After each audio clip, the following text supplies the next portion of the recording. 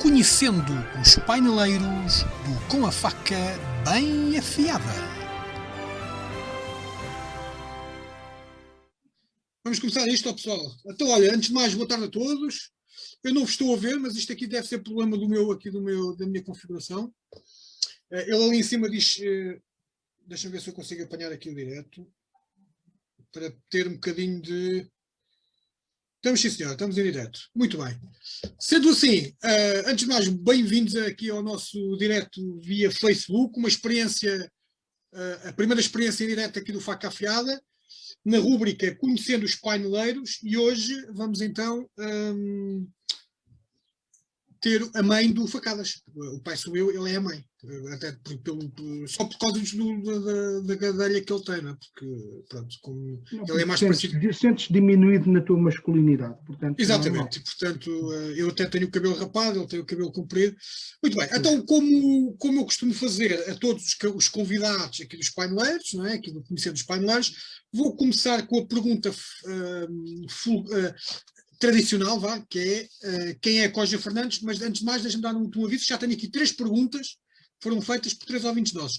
Provavelmente, tu ao descreveste, provavelmente pelo menos a uma és capaz de responder. Mas tu responderes, eu digo logo de quem é que fez essa pergunta. Portanto, Sr. Coja Fernandes, quem é você? Dizer que és Jesus Cristo não para já, não é para válido. já não sou, ser apelidado de mãe, identifico-me com o género masculino. Pronto. Portanto, à partida, pelo menos que eu saiba, ainda há bocado fui à casa de banho e continuo dentro do género masculino. Pronto, e identifico-me como tal. Estou casado, tenho uma filha. Não sei o que é preciso dizer mais. Trabalho, felizmente. Vamos começar pelo princípio. E vou já começar aqui por uma pergunta do Paulo Soito, que é um dos nossos novos ouvintes, telespectadores, ou neste caso, Zoom aos espectadores aqui desta versão do YouTube do Faca Afiada, que pergunta: o nome Coja é alcunha, certo? De onde vem esse nome? Esta era a pergunta, pronto, era mais do que previsível esta pergunta. Conta lá a história então, antes de começares a contar a história da tua vida, conta lá a história desta alcunha do Coja. Olha, é assim, foi a alcunha que um tio me deu, que infelizmente faleceu vai fazer agora um ano, no início da pandemia, deve ter sido uma das primeiras vítimas, infelizmente já não está cá, e ele é que inventou essa alcunha, porque as pessoas começavam porque eu era Jorge, e depois começaram a chamar Joca, e ele resolveu inverter as letras do nome para brincar um bocado comigo quando eu era pequenino, e não sei o quê, e chamar-me Coja. Então diz-me uma coisa, qual é o teu nome, o teu nome? Artur Fernandes. Artur Fernandes, e agora passou a ser Coja. Portanto, foi mesmo, foi desde pequenino que és o Coja. Sim, porque eu sou Artur Jorge, tenho o nome do treinador. Campeão europeu, primeiro treinador português campeão europeu, atenção. Pronto, e deram-me esse nome, Artur Jorge. E as pessoas, mas é assim, normalmente Artur nunca ninguém me chama. Aliás, os meus pais nem sequer me chamam Artur, chamam-me Jorge. E eu tenho um tio que se chama Artur. E até há uma coisa engraçada, uma vez os meus colegas, para não me chamarem Coja, a primeira vez foram bater lá à porta, casa perguntaram pelo Artur, para não parecer mal. E a minha mãe disse: o Artur não mora aqui, mora na outra rua, que era onde morava o meu tio. Pronto, os meus pais me conheciam, portanto, Artur ninguém me chama. Portanto, às vezes as pessoas chamam Artur, eu estou a ficar aqui e digo: Francisco, e eu já respondo, é diferente. Muito bem. Ora, Joquinha, aqui está alguém a dizer que tu és o Joquinha. Adivinha lá quem é que está a dizer que é o Joquinha. Eu sei que quem está a dizer isso é porque me conhece na intimidade, não é? Conhece-me na intimidade e depois chama-me Joquinha e tal, mas não leva mais nada daqui, Muito bem, então vamos lá começar pelo princípio. Tu nasceste onde? Na maternidade Alfredo da Costa, como 90% de malta de Lisboa? Nasci na maternidade de Climane. Ui, Moçambique. Distrito da Zambésia, Moçambique. Então, e como é que vieste cá parar? É assim, eu vim cá parar e a primeira vez que eu fui à rua, isto é uma história que os meus pais contam, E eu acredito perfeitamente, olhando para mim, acredito perfeitamente que isto seja verdade, que quando eu nasci a enfermeira agarrou assim nos pés para fazer chorar e veio à rua e dizer assim, este é o menino mais bonito que nasceu nesta maternidade aqui em Climane. Portanto, é a história contada pelos meus pais e eu acredito que seja uma história realmente verdadeira. Portanto, foi a primeira Verídica, vez que completamente verídica. Nem tem nada a ver com o Rambião, não? Não. Pois. Não, Muito bem. Então, e depois vieste aqui para Portugal? Portugal, na altura, também era Portugal, Moçambique, sim, era, mas... eu nasci em Moçambique, mas tenho nacionalidade portuguesa e vim para Portugal, tinha pai uns 3 anos. E aterras aonde? Aterro em Lisboa e depois ainda vivi um ano em Bragança, na cidade de Bragança. E depois os teus pais são de origem transmontana, então, não é? Sim, os meus pais são de umas aldeias do Concelho de Vinhais, de Bragança. Muito bem. E depois, estás um ano em Bragança, estás no distrito de Bragança, em Vinhais, e depois vais para Não, estou Udre, mesmo não em é? Bragança, moro mesmo na cidade de Bragança durante um ano e tal. E depois vais para Udre. Depois venho para Santo Antônio dos Cavaleiros, em Loures, e onde me mantenho desde essa altura. Tinha pai 4 anos, um bocadinho antes de depois entrei para a escola, aqui Portanto, entras na escola, ou seja, fazes todo o teu percurso escolar já em Santo Antônio dos Cavaleiros. Sim, sempre. Tal como a Ana Lúcia, também levaste com a característica, que eu acho que é uma das principais características de Santo Antônio dos Cavaleiros, que é com aquela miscelânea de malta, desde pessoas de origem africana, de origem indiana, quer dizer, apanhas de tudo um pouco e também bebes um bocadinho dessa cultura, sobretudo na escola, né, quando és puto. Sim, é assim, eu vim de África, os meus irmãos viveram a infância e a juventude e uma parte da idade adulta em África. E em Moçambique, realmente em Climane, onde nós estávamos, havia muita gente de raça negra, moçambicanos, havia muita gente oriunda do Paquistão e da Índia, portanto havia chineses, portanto havia uma multiculturalidade enorme. E eu vim para Santo António e a situação também se manteve. Portanto, hoje em dia, como agora estamos com esta questão do racismo, eu nunca soube o que é que era isso. E isso a mim faz-me uma confusão enorme, porque eu sempre convivi desde pequenino com pessoas de todas as raças, de todas as etnias, e as pessoas quando diziam onde é que está aquele? É aquele que tinha a camisola azul ou que tinha os calções coisas, não era o preto ou o branco ou o azul, portanto as pessoas isto não existia, não sei. Tu nasces não consigo entender como é que se pode fazer distinção. Eu fui educado assim, não vivi assim, e nós aqui em Santo António, as pessoas não consigo perceber. As pessoas tentam fugir ao tema e dizer que não há racismo, que Portugal não é um país racista. Não sei onde é que querem esconder isso e as provas estamos aí. Agora, eu, pela minha vivência e pela minha infância, eu não consigo perceber como é que se consegue fazer distinção simplesmente pela raça. A distinção na altura que se fazia, antes disso era entre meninas e rapazes. Não havia mais. Ou seja, tu estás habituado a viver em que tratavas as pessoas pelo nome e não olha o preto, olha o africano, olha o... Não, quer dizer, não consigo... não consigo perceber o que é isto. Eu tenho os meus amigos de infância, os grandes amigos meus, do meu grupo de amigos, são de várias etnias. Quer dizer, eles são todos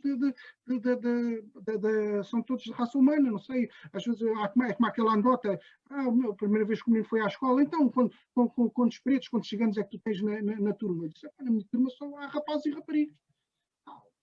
Muito bem. Portanto, eu habituei-me assim. Avançando um bocadinho aqui na tua vida, portanto, tu fazes já todo o teu percurso escolar em Santo Antônio dos Cavaleiros, a primeira classe, segunda classe, depois certamente chegas à quarta classe, passas para o quinto ano, sexto ano. Onde é que fazes o quinto e o sexto ano? Ainda em Santo António?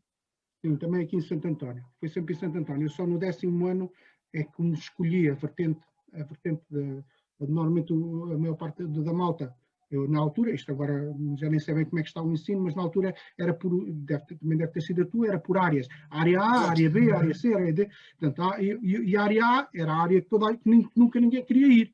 Era a área que tinha as matemáticas, tinha as ciências, tinha essas coisas. As pessoas iam todas para a área D, que era das humanistas, para evitar as matemáticas, que era a única área que não tinha. Mas a área A era a área mais coisa em termos de matemáticas. Foi a área que eu escolhi porque eu escolhi desporto. E desporto estava na área A, saúde e essas coisas. E só havia em Loures.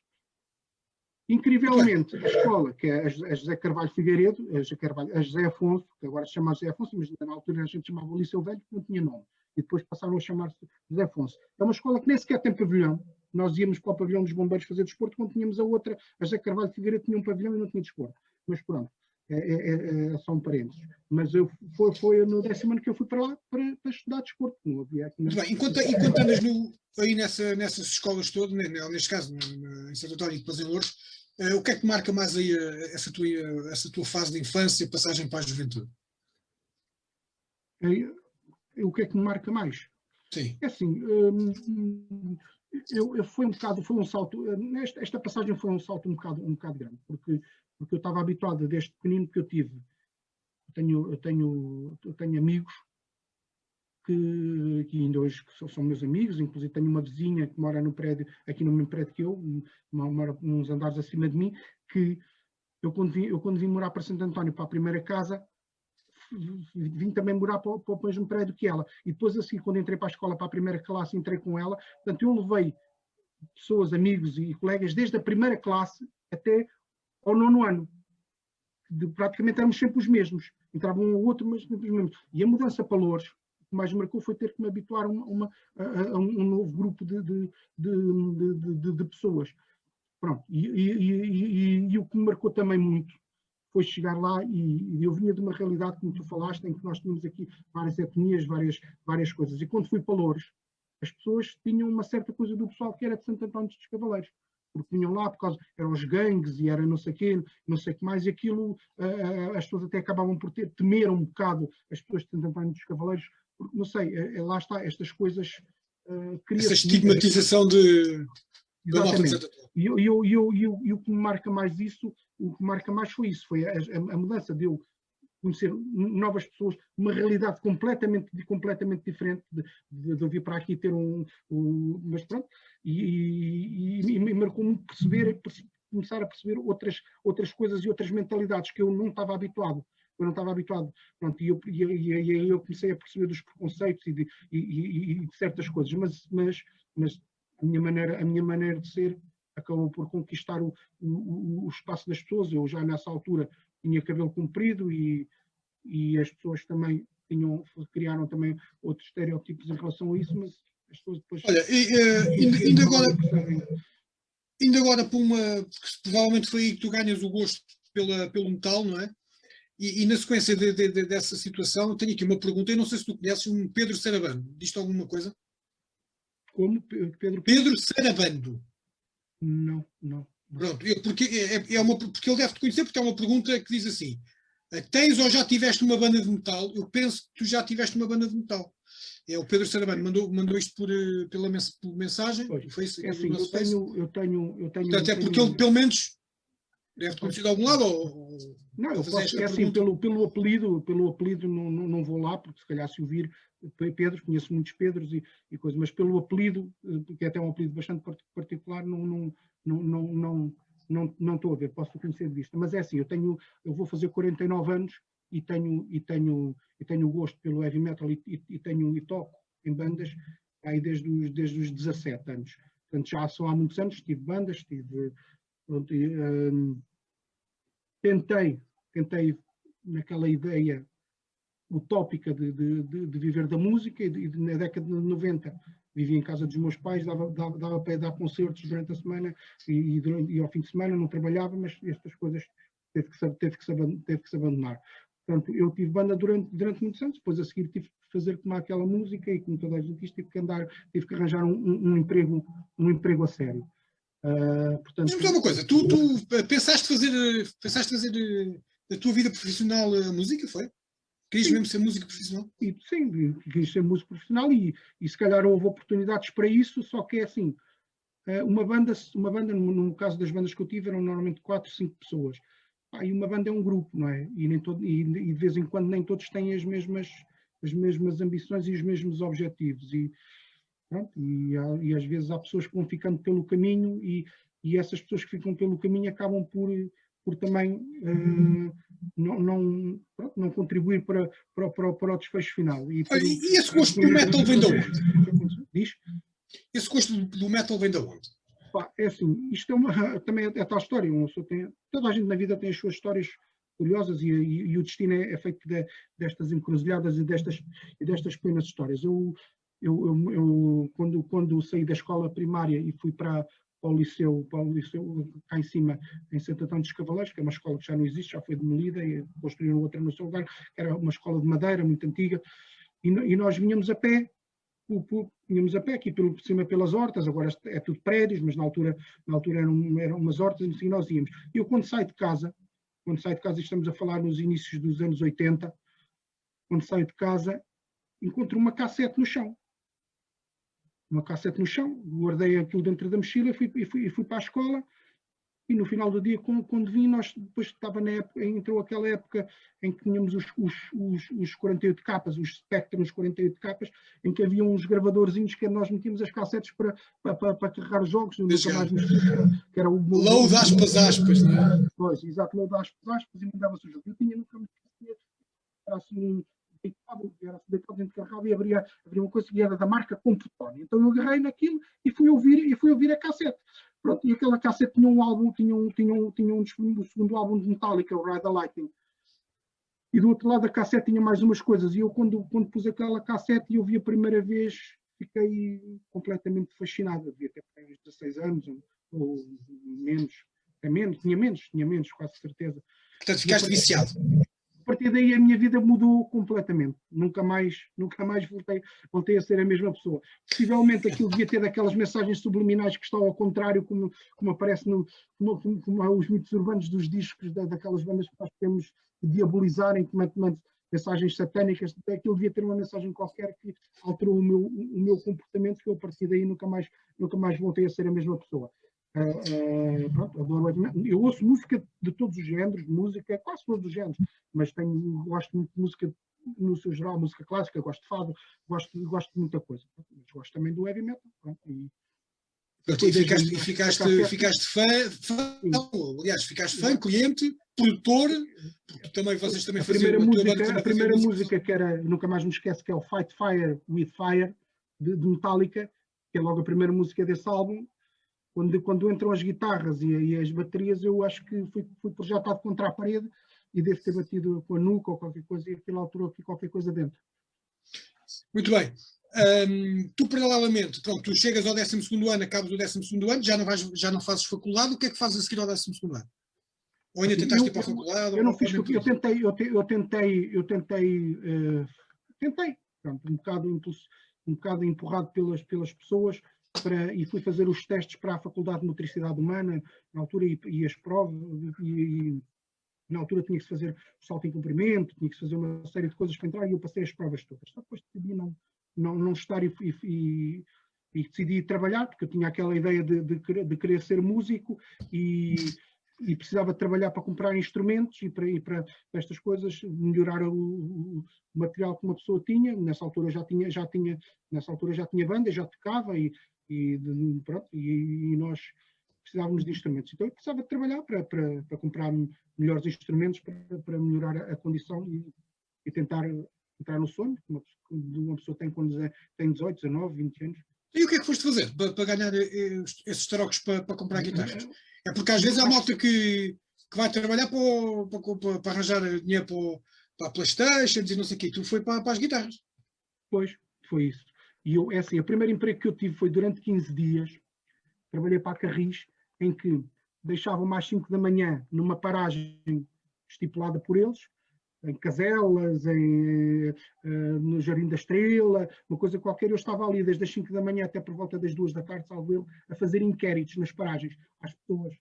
fazer inquéritos, onde é que vinham, para onde é que iam, pronto, ouvir as queixas, registrar as queixas das pessoas, porque a Carris estava a fazer este inquérito para, não sei se ainda hoje fazem isso, para melhorar os transportes públicos, que se calhar até era um emprego, e foi o primeiro emprego que eu tive.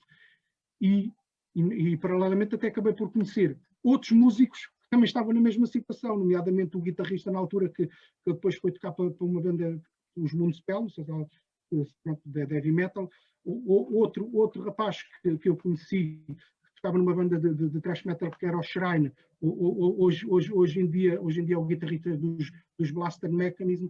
Portanto, havia vários músicos que também devem ter tido a mesma ideia, e por eles soube que ainda havia outros músicos que também andavam nisto. Portanto, foi para ganhar algum dinheiro e depois fui trabalhar para armazéns, tipo Pingo Doce, tipo Eletroliber, que distribuía jornais. Eu sempre escolhi assim, empregos que não tivesse uma grande responsabilidade e coisas assim, porque sabe, era de ganhar dinheiro para comprar instrumentos e para financiar o meu sonho, não é? Mas que chegam ao Hollywood com aquele sonho de ser atrizes. tu em tua casa é quê? Tens 300 guitarras, 40 baterias ou nem por isso? Não, é assim, tenho dois baixos, só tenho 2 baixos e 4 ou 5 guitarras. Tenho uns 4 ou 5 amplificadores, também não é assim muita coisa. Olha, uma pergunta escadinha de agora, olha, nem de propósito da nossa eu acho que a Paula Andrade deve ser mesmo a nossa mais fiel ouvinte. Ela deve estar-nos a ver pelo Facebook, ela está a perguntar, esse cabelo é postiço? É quê? O cabelo é quê? Postiço, está-te a perguntar o quê? Está-te a perguntar, esse cabelo é postiço? É assim, este cabelo já está... Este cabelo já foi cinzento, agora já está a ficar branco, mas já foi assim castanho claro. É assim, como eu disse aqui, tenho 48 anos, vou fazer 49, tenho o cabelo comprido pai desde os 16 anos, 17 anos. Houve uma altura em que eu cortei, voltei a deixar a crescer, mas basicamente também, cabelo comprido desde... Essa questão do cabelo comprido também deriva desse gosto pelo metal, não é? Porque normalmente são os metaleiros que andam com essas trunfas todas. Sim, não só, mas sim, mas sempre gostei de ter o cabelo comprido e hoje em dia, com esta idade, podia não o ter, mas optei por continuar a ter. Enquanto não cair, vai cá estando. Olha, esta pergunta, eu não sei se ia fazer pergunta, mas vou fazer. É a mesma da Paula Andrade, que pergunta, e piolhos? Temos tido problemas com os piolhos? Não, é assim, os piolhos, por acaso, nunca tive, só tive uma vez, não, 2 vezes problemas com piolhos, e foi na infância. Um deles foi apanhei na escola. Na escola primária, uma menina que passou a uma série de pessoas da turma. Foi a primeira vez que eu apanhei piolhos. E depois outra vez também fui de férias num verão também, mais ou menos na altura da primária, e também voltei a apanhar. Mas mais do resto, desde essa altura, felizmente nunca mais apanhei piolhos, não sei se... Acho que eles não... Olha, muito bem. Vou-te aqui fazer uma pergunta um bocadinho pessoal, se não quiser não respondes, mas tu vais responder de certeza. Houve alguém que já viu uma fotografia tua com a Cláudia há não sei quantos anos e uma na atualidade. Epá, onde é que te aparece a Cláudia na tua vida? Para quem não sabe, a Cláudia é a esposa do... É a santa que atura este gajo. E, portanto, eu não sei, a seguir a santa, eu não sei qual é o grau, mas ela já devia ser mais do que santa. Mas, portanto, onde é que ela aparece? É que isto já deve ser, ela deve... Epá, não sei, olha, eu nem tenho explicações para perceber como é que alguém consegue estar ativo, mas pronto. É assim, isto é daquelas histórias, assim também, pronto, um bocadinho desinteressantes e desenchavidas, mas é assim, a Cláudia foi a minha primeira namorada. E a última? E pronto, e até agora manteve-se assim. Nós começámos a namorar, tínhamos uns 17 anos, 17, 18 anos, e eu estava no ensaio da banda, e os meus colegas da banda conheciam a Cláudia, e aí a Cláudia, pelos vistos, deve ter mostrado algum interesse, qualquer coisa, então eles resolveram convidar a Cláudia para ir assistir ao ensaio. A Ana Lúcia sabe que a Ana Lúcia era muito amiga da Cláudia de infância. E às vezes a Ana Lúcia muitas vezes também assistir aos nossos ensaios. E nesse dia trouxeram a Cláudia. E propositadamente ou não, um dos meus colegas disse: olha, Coja, esquecemos-nos de um cabo para ligar a guitarra. Tu tens lá o cabo em casa, vai lá buscar o cabo. E eu disse: vou lá buscar o cabo. Olha, a Cláudia vai contigo também. E fui a casa, pronto, e conversámos, e eu percebi, pronto, que havia algum interesse da parte dela. Eu nunca tinha namorado com... Estava mais interessado na música do que noutras coisas. E aconteceu, e desde aí ela tem maturado. Olha, está aqui a Ana Lúcia, falaste na Ana Lúcia, ela está aqui a dizer que foi ela que vos apresentou. Pronto, Portanto, portanto, a responsável da tragédia. A Cláudia deixou de falar com a Ana Lúcia já há algum tempo, não?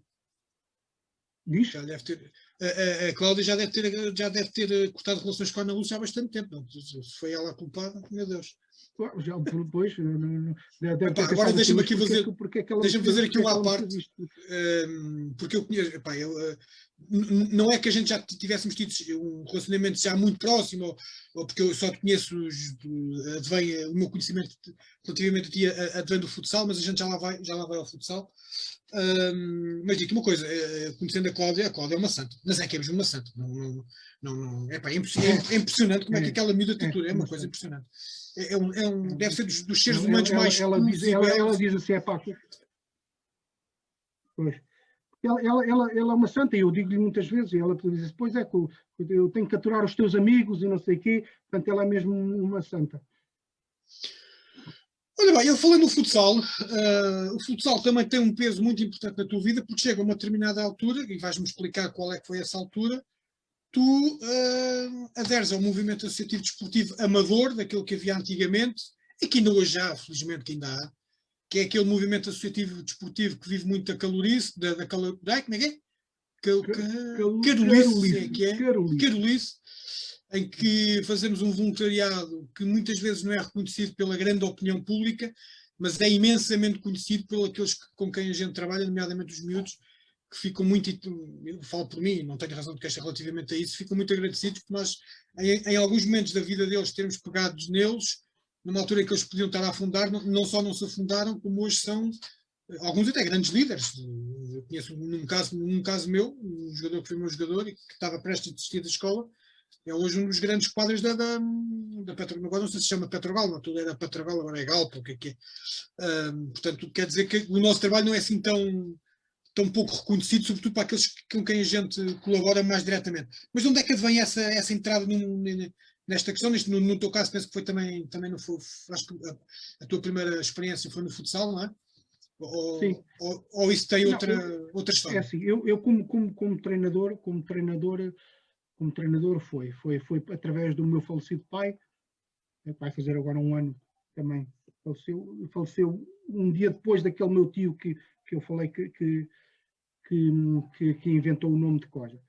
O meu tio faleceu no dia anterior e o meu pai sempre esteve ligado ao desporto, já desde principalmente na questão do dirigismo, já quando estava lá em Vinhais e depois quando foi para Moçambique, esteve sempre ligado ao desporto.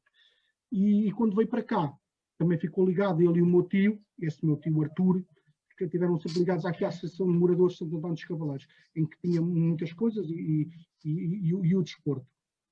Eu já tinha jogado, mas tinha jogado futebol salão quando era miúdo, no federado, foi a única, nunca joguei futebol salão e depois mais tarde futebol 5, ainda não era futsal. O futebol salão era aquele com as tabelas, em que podia levantar a bola mais alta com o joelho, e depois na altura inventaram o futebol 5, que foi um prolongamento, uma mistura de futebol salão com o futebol, e depois lá finalmente surgiu o futsal. E na altura a Associação de Moradores tinha 3 escalões, tinha salvo era os juvenis, júniores, juvenis e júniores, era só juvenis e júniores. E decidiram ter um projeto, e estamos a falar em 97, 98, aí. Então decidiram colocar os outros escalões, e o meu pai veio-me chatear, uma vez eu já tinha tido desporto na escola, mas depois não segui desporto na faculdade, não decidi ir para a Faculdade de Universidade Humana, mas pronto, tinha já alguns conhecimentos de desporto, e o meu pai lá convenceu-me a mim e ao meu primo, o filho do meu tio Artur, para pegarmos nos escalões mais pequeninos, nas escolinhas, na altura se chamavam, e nos infantis, e seguirmos isso. E eu numa de ajudar, e andei nisso 20 anos. E andei nisto 20 anos, ligado a começar aqui no AMSAC e com miúdos. Mas não foi só na AMSAC que tiveste, né? Tiveste um grande clube de Lisboa, a nível nacional. Não Tiveste no percebi. Belenenses. Estou a dizer, não foi só pela AMSAC que ficaste, tiveste também num grande clube nacional, que foi o caso do Belenenses, onde tu marcaste história. Aliás, isto agora é uma revelação que eu vou fazer. Eu também estive no Belenenses. Aliás, eu entro no ano antes, não, após a tua saída, portanto, tu estás lá, sais e eu entro, até porque aquele clube não aguentava com 2 megas estrelas, percebes perfeitamente. Para um entrar, não, é assim, eles venderam-me, eles comercializaram-me o passe, o Jorge Mendes comercializou-me o passe. E na altura o Nuno Lopes precisava ter um trunfo para apresentar aos sócios, então eu tinha que contratar alguém, que normalmente as pessoas vão contratar sempre mais um craque, mas normalmente nunca consegue substituir aquela estrela. Então chamaram-te a ti. Pronto, não teve o mesmo efeito, mas pelo menos caiu bem nos sócios. E o Nuno pode. Aliás, o Nuno é um dos teus grandes fãs, porque ele chama-te o espetacular. E a malta do futsal chegava a uma certa altura que, em vez de dizermos que íamos jogar no pavilhão Acácio Rosa, íamos jogar no pavilhão Acácio Coja.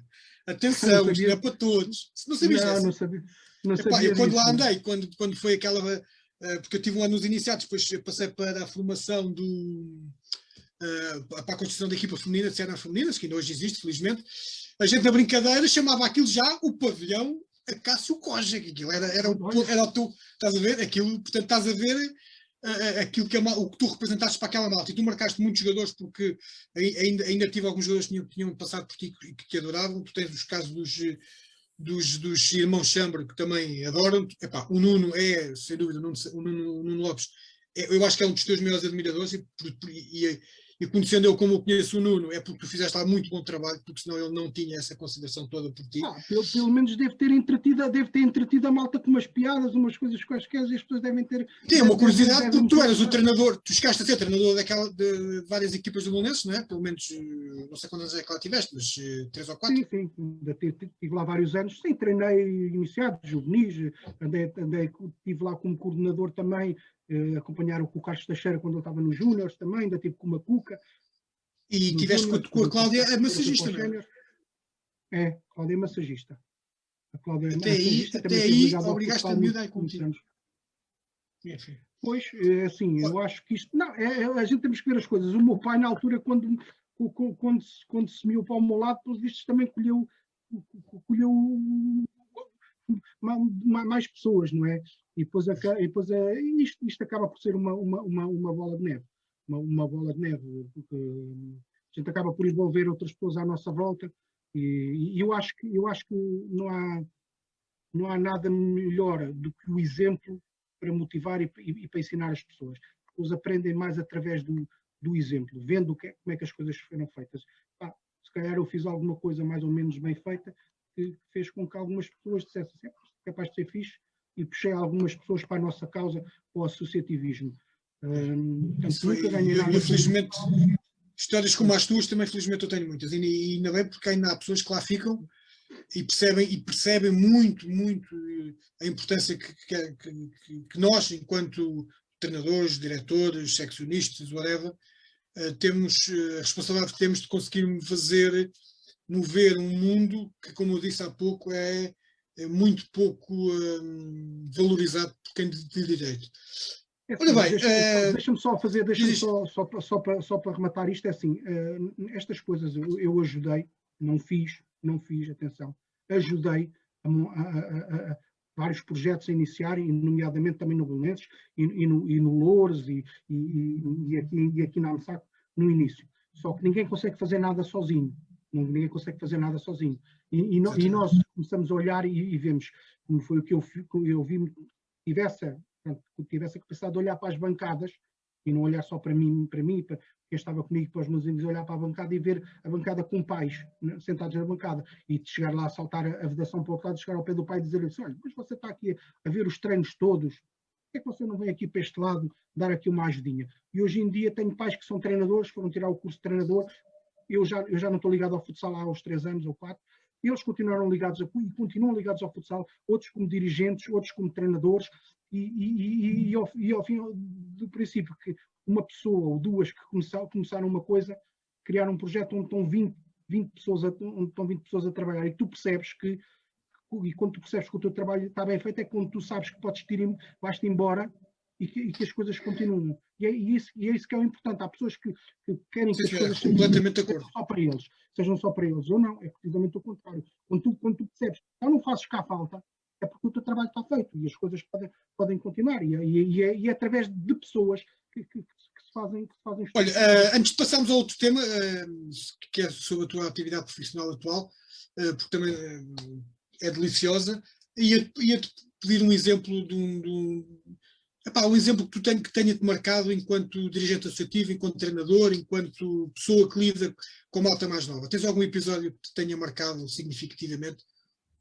Não, tenho muitos episódios. Tenho episódios de miúdos que hoje são adultos e têm família e têm filhos, e que na altura tinham 8 anos e saíam de casa, os pais saíam de casa de manhã para trabalhar, entregavam-lhes a chave de casa, e os miúdos passavam o dia todo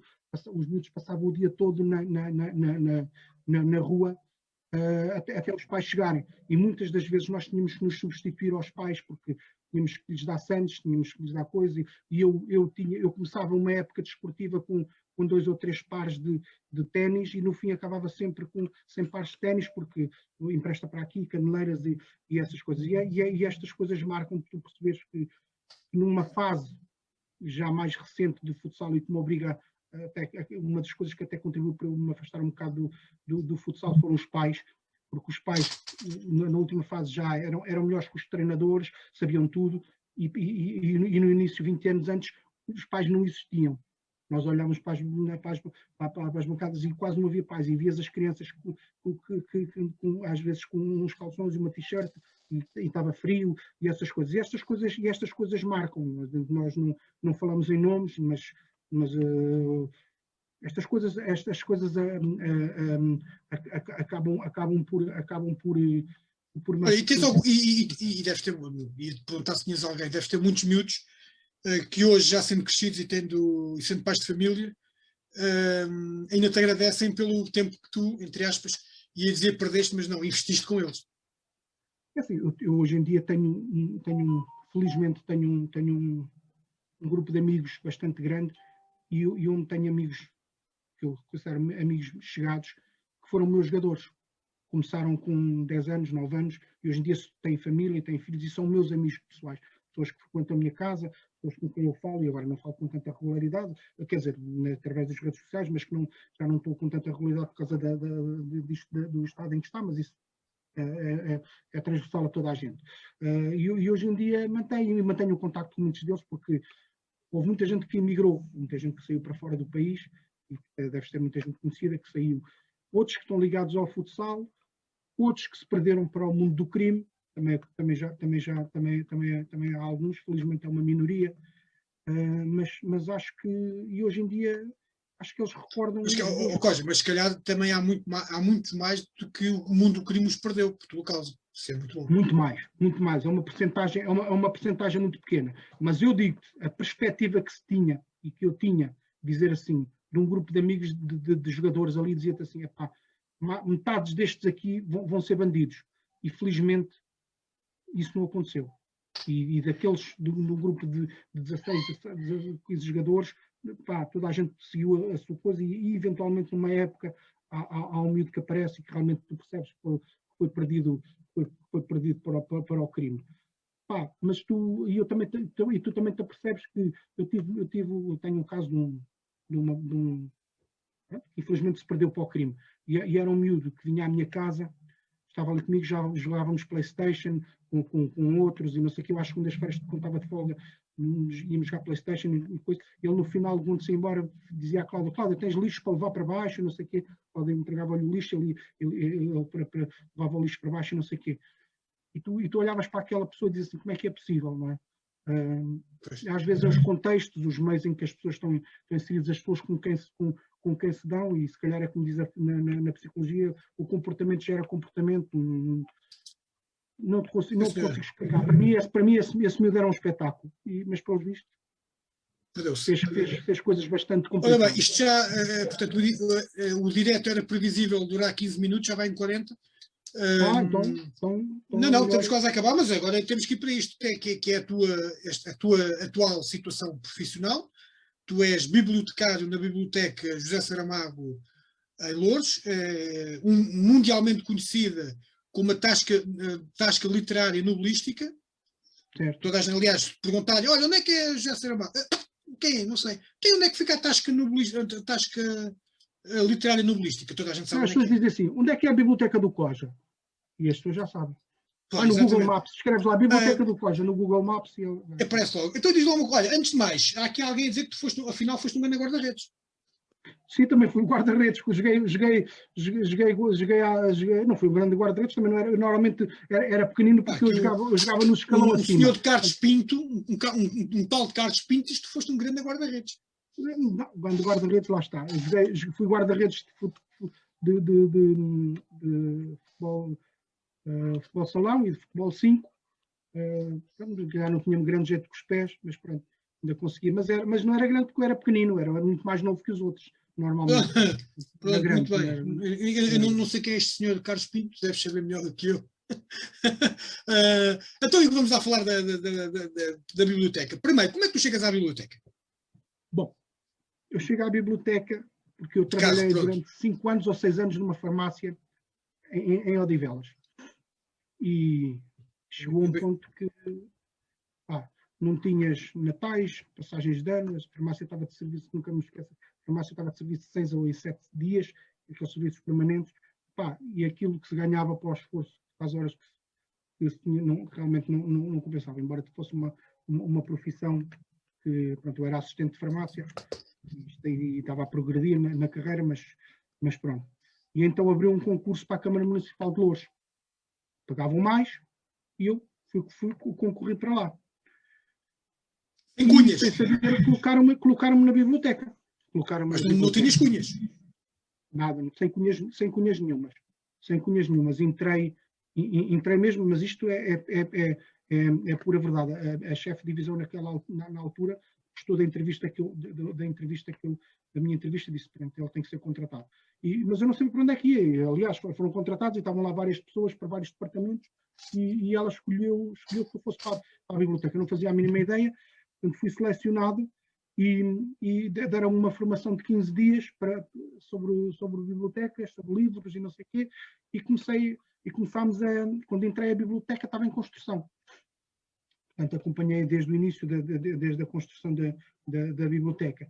Gostei muito daquilo e resolvi, fui estudar. Voltei a estudar muitos anos depois, não segui desporto, acabei por seguir uma coisa que não tem nada a ver, porque pronto, bibliotecas acaba por ser uma área mais da parte das humanistas, não das ciências, e fui tirar o curso de bibliotecas, estudava à noite e trabalhava de dia. Pronto, e desde 2001 lá me mantenho na biblioteca. Com um grupo fantástico, né? Vocês têm ali um grupo fantástico de malta. Sandra, alguém beijinho à Sandra, não sei se alguém está a ver, eu não estava a ver se conseguia desafiar aqui a Sandra, mas ela não nos deve estar a ver agora. Até porque aquela biblioteca não deixa de ser famosa, porque foi por causa dessa biblioteca que eu hoje estou na universidade, porque se não fosse a biblioteca já Saramago, não estava lá de certeza absoluta. Ainda bem que serviu para alguma coisa, não é? Já serviu para alguma coisa, não é? Até porque é um espaço espetacular. Livros e levar DVDs e CDs, não é? Aliás, a Biblioteca José Saramago é um excelente exemplo de como pode ser uma biblioteca para além dos livros, porque tem muitas iniciativas, tem aquelas exposições temporárias que a Cláudia organiza, não é? E que são muito interessantes, com temas temáticos. Tem aquela coisa do Entre Linhas, que é um grupo de pessoal sénior que se diverte todas as quintas-feiras, em vez de ficar em casa vai conviver de uma forma saudável, e que também é um projeto fantástico. De vez em quando tem lá...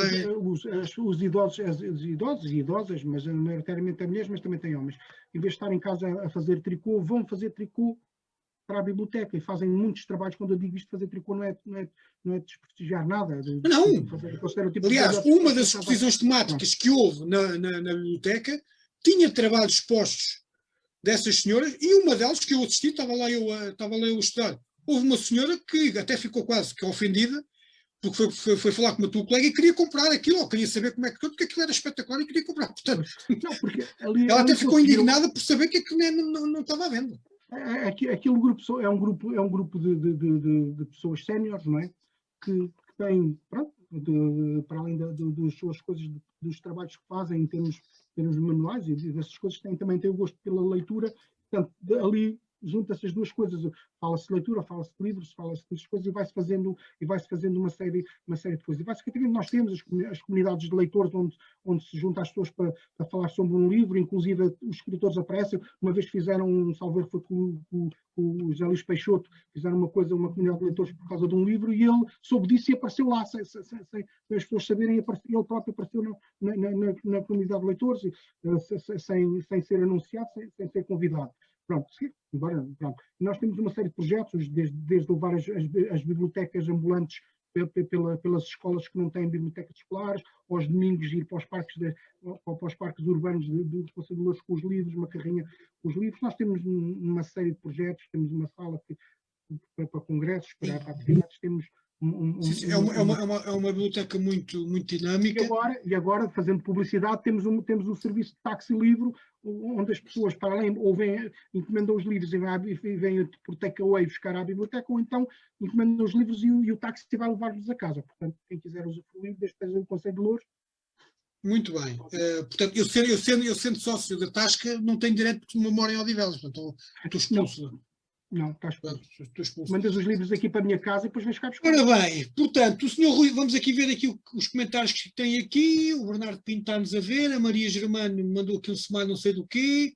O Rui Santos diz que eu fui para a biblioteca, fui para o Engate. Mal sabe ele que tem uma certa razão, mas não interessa, são outras histórias. Há aqui uma Cláudia Fernandes que diz: Ana Lúcia, lembro sim, ouvimos a comer uma torta de morango. Ixi, da Dante Cake, meu. Eu acho que nunca mais na vida vou conseguir comer coisas dessa marca. Olha bem, e o futuro agora? Como é que é? O futuro, tu estás agora, voltaste outra vez aos bancos da universidade, estás a tirar um curso de engenharia informática, que deve estar quase a acabar, não é? Ao contrário de mim, que sou um ganda burro. Tu tens passado com alguma facilidade. Também começaste mais tarde. Sim, também tive um bocado de azar porque não era bem aquilo que eu queria, portanto o ensino e learning para mim não bate muito bem, mas pronto, agora que meti naquilo vou tentar lá até ao fim. A questão da universidade é, mais uma vez, a minha esposa estava farta de mim, de eu estar aqui em casa sem ter nada para fazer, e obrigou-me a inscrever no curso de Engenharia Informática. Então inscrevi-me, pronto, lá está. Tirei primeiro, era para ir para desporto, não fui, depois fui estudar bibliotecas e agora estou a estudar engenharias que não tem nada a ver uma coisa com outra. Pensei que ia desistir no primeiro semestre, vou no quinto semestre, acabei agora o quinto semestre, vou para o sexto e as coisas estão bem encaminhadas. Vamos lá ver se consigo acabar, embora isto seja muito complicado com a família, trabalhar na biblioteca por turnos, sábados e essas coisas, embora agora estejamos em quarentena, mas as aulas também online também não têm sido. Olha, recebemos agora aqui uma mensagem do Paulo Almeida, pelo Messenger, que pergunta a história do Faca Afiada. Epá, essa se calhar temos que o Faca Afiada surge porque é assim, para quem nos conhece, a mim e ao Koji, nós há vários anos que andamos a picar, no sentido obviamente das redes sociais, nomeadamente no Facebook. E então, o Luís Silva, eu estava já a colaborar na Rádio Cruzeiro, quando o Luís Silva desafiou-me, porque ele era uma das pessoas, o Luís Silva, na altura, diretor de informação na Rádio Cruzeiro, disse: pá, porquê que não faz um programa com esse rapaz, pá, que vocês até se divertem, pá, aquilo, toda a gente percebe que aquilo tem engraçado. E pá, e tudo começou por aí, pronto, não tem assim uma história muito maior do que essa. Transportamos as nossas facadas e as nossas coisas das redes sociais para a rádio. Exatamente, e pronto, e começou a gente, aliás, se estiver interessado, o Paulo Almeida, nós indo à nossa página do Facebook do Faca Afiada, tem lá links diretos para o Mixcloud, para a nossa área do Mixcloud, onde tem a MP3, onde lá está o programa número 1. Aliás, eu até vou fazer uma coisa que é, vou tentar pôr no YouTube o nosso primeiro Facadas. Aquilo não vai ter imagem, mas consigo pôr uma imagem de fundo, para as pessoas perceberem que não metas uma imagem nossa, não metas uma imagem nossa de fundo. mete uma imagem das colaboradoras agora que colaboram Sim, agora sim, connosco. depois, claro, senão depois dá a barricada. Pá, mas aquilo era muito giro porque a gente chegou a uma certa altura e começámos a usar o método, porque originalmente era só eu e o Coja, passados uns tempos apanhámos lá um desgraçado, que era o Pedro Castanho, que foi lá fazer qualquer coisa, a gente resgatou para dentro de tudo, olha, nega. Responde aí umas coisas, mas para o quê? Não interessa, cala-te, respondes. Lembras até fizemos a primeira emissão via satélite com o falecido Orlando, Exatamente. que foi quase por via satélite que o Orlando participou no nosso Exatamente. Então, a história é muito giro, porque daí que há ainda muita gente que se lembra, nomeadamente a Paula Andrade, que pede que a gente faça mais diretos, porque havia essa participação ativa das pessoas, que a meio das coisas, houve um programa que a gente fartou-se de rir com um comentário que aquilo era demais. Muito bem. Planos para o futuro, meu caríssimo, que já estamos quase com uma hora de direto. Os planos para o futuro é acabar esta licenciatura em Engenharia Informática. Está para breve, né? Já estás quase, já fizeste quase tudo. Falta, até junho, se conseguir é até junho. Vamos lá ver. Até agora está tudo a correr bem. Estou a pensar, se calhar, tirar o mestrado nisto, em Engenharia Informática, e tenho planos relacionados com a música, com os meus projetos, que a música continua sempre, eu continuo a ter bandas, mas é um part-time. Da mesma maneira que o futsal também é um part-time, a música desde há muitos anos que passou a ser um part-time e continua a ser um part-time, nunca deixou de coisa. Portanto, eu tenho projetos nessa área da música. Então, e o projeto de salvar o mundo não está onde é que entra? O de salvar o mundo? Sim. Pois é, pá. Ainda bem que um gajo que seja metaleiro, o objetivo máximo é salvar o mundo. Está bem, pá, eu esqueci-me dessa parte. Pois, de salvar o mundo, espera aí, salvar amanhã. Aqui já começas amanhã a salvar o mundo. Bem? Amanhã. Ok. Olha, o Rui, antes da gente acabar, o Rui Santos está a perguntar os nomes das bandas em que tocavas. Porque ele também deve ser, ele como é da Margem Sul, também deve gostar destas coisas do heavy metal. Deve ser para ir sacar ao YouTube. A minha primeira banda foi a Eterna Banda, que ainda hoje continua, adormecida, vai ao longo dos anos, que era Extreme Action. Lançámos dois álbuns. Extremo Unção? Isto é o Extremo Unção. Extremo Unção em inglês. Era Extreme Action, sim, é Extreme Unção. Tenho outras coisas pessoais e menos pessoais, noutras áreas musicais. Agora estou num projeto com o meu irmão e com mais uns amigos que mistura o heavy metal com o fado. Heavy metal com o fado?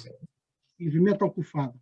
Vocês têm noção que a Amália Rodrigues pode ser no panteão a qualquer altura, não? Nós temos uma música da Amália Rodrigues, temos agora uma do Carlos Paredes, também, que é de homenagem a ele. Portanto, neste momento estamos a fazer versões... Carlos Paredes ou Carlos do Carmo? Carlos do Carmo. E estamos a fazer versões destas coisas, mas já começamos a partir a começar a criar originais, mas mantendo esta linha do heavy metal misturado com a guitarra portuguesa. Temos um guitarrista que toca guitarra portuguesa e temos uma vocalista que é fadista. Portanto, muito bem. Muito bem, olha, mas enfim, alguma coisa há de sair. Olha, para acabar, para não pagar direitos de autor, eu, em vez de perguntar o que é que dizem os teus olhos, vou dizer assim: o que é que dizem a ponta dos teus cabelos? A ponta dos cabelos dizem assim, corta lá um bocadinho disto, estas pontas, que é para ver se isto fortalece um bocadinho mais. Acho que elas estão cortadas. Acho que é isso que elas precisam. Rapar o cabelo, não?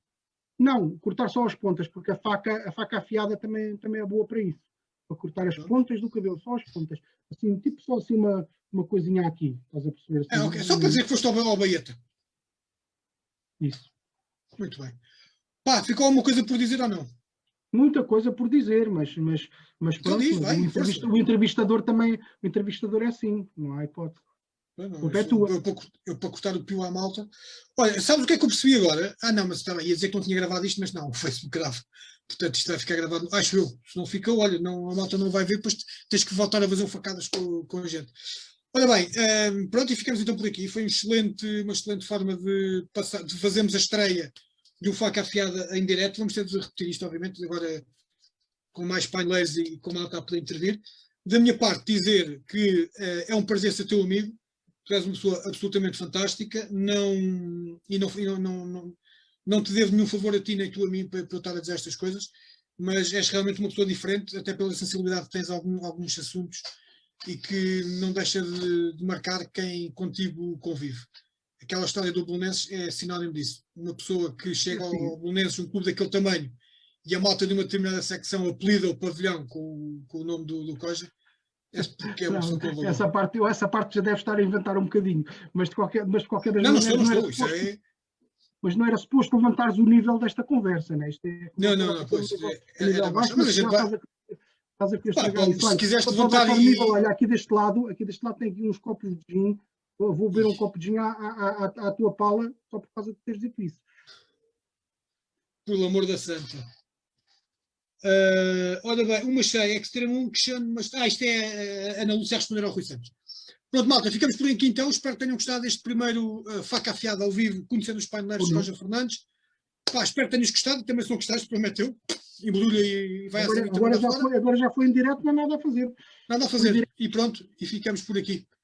Pessoal, até ao próximo. A princípio vamos ter um faca afiada na terça-feira. Ainda não sei com quem.